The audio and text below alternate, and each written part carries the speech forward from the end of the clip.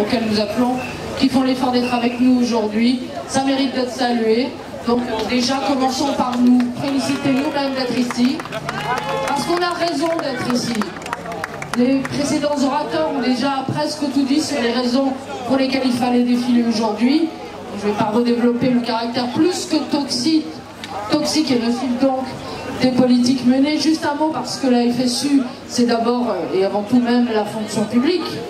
C'est que les coups pleuvent sur la fonction publique. S'il fallait les énumérer, j'ai craint fort d'en oublier. Mais essayons quand même, entre le gel des salaires, entre le rétablissement du jour de carence, plus récemment l'annonce des suppressions de postes, et puis bien sûr les projets CAP 22 dont l'objectif exclusif est la privatisation des services publics. Ne nous l'aurons pas, c'est bien ça et pas autre chose. Attention à ne pas se laisser avoir pour ce langage châtié du gouvernement qui essaie de nous faire prendre des récits pour des lanternes. Les privatisations de services publics, on connaît ça à l'étranger, en Grande-Bretagne par exemple, ça a toujours, vraiment toujours donné des désastres. Donc il faut combattre absolument ces projets. Et puis, on n'en est plus à une provocation près, évidemment, du président de la République. La dernière en date, elle concerne les retraités, qui auraient tort, dit-il, de se plaindre. Mais M. Macron provoque, oui, mais c'est une provocation d'enfant gâté.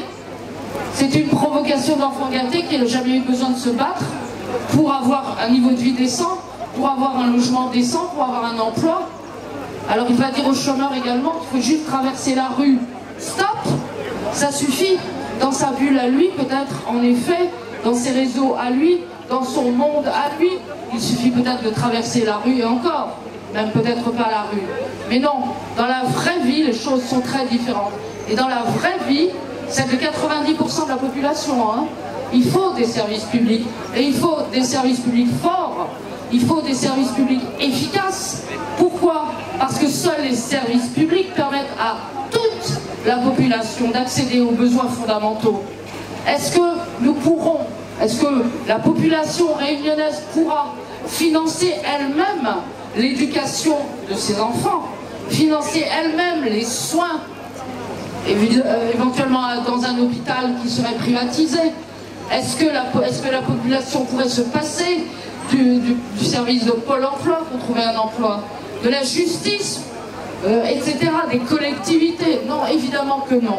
Mais tout ça, M. Macron l'ignore. Et quant aux retraités, on n'en parle même pas, c'est désastreux ce qui se prépare. C'est la